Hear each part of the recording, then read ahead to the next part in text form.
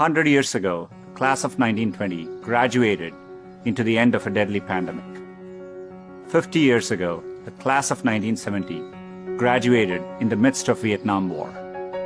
And nearly 20 years ago, the class of 2001 graduated just months before 9/11.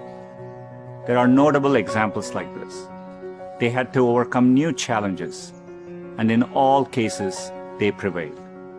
The long arc of history tells us we have every reason to be hopeful. So, be hopeful. I grew up without much access to technology. We didn't get our first telephone till I was 10. I didn't have regular access to a computer until I came to America for graduate school. Under television, when we finally got one, only had one channel. So imagine how awestruck I am today to be speaking to you on a platform that has millions of channels. By contrast, you grew up with computers of all shapes and sizes. The ability to ask a computer anything, anywhere, the very thing I've spent my last decade working on, is not amazing to you. That's okay. It doesn't make me feel bad. It makes me hopeful. There are probably things about technology that frustrate you and make you impatient. Don't lose that impatience. It'll create the next technology revolution and enable you to build things my generation could never dream of. My father spent the equivalent of a year's salary on my plane ticket to the US so I could attend Stanford. It was my first time ever on a plane. But when I eventually landed in California, things weren't as I had imagined. America was expensive. A phone call back home was more than $2 a minute.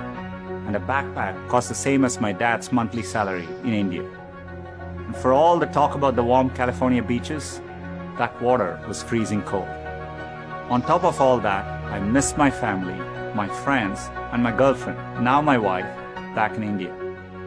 A bright spot for me during this time was computing. For the first time in my life, I could use a computer whenever I wanted to.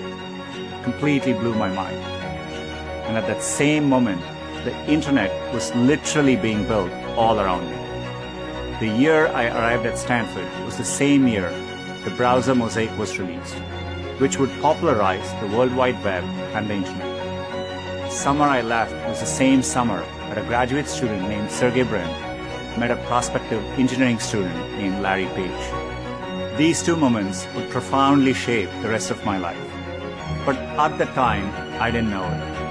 It took me a while to realize that the internet would be the single best way to make technology accessible to more people. And as soon as I did, I changed course and decided to pursue my dreams at Google. Inspired by the wonder that the first browser created in me, I led the effort to launch one called Chrome in 2009 and drove the effort to help Google develop affordable laptops and phones. Believe me when I say I saw none of this coming when I first touched down in the state of California 27 years ago. The only thing that got me from there to here, other than luck, is a deep passion for technology and an open mind.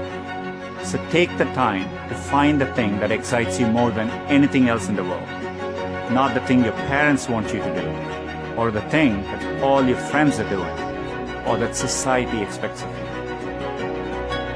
I know you're getting a lot of advice today, so let me leave you with mine. Be open, be impatient, be hopeful. If you can do that, history will remember the class of 2020, not for what you lost, but for what you changed. You have the chance to change everything.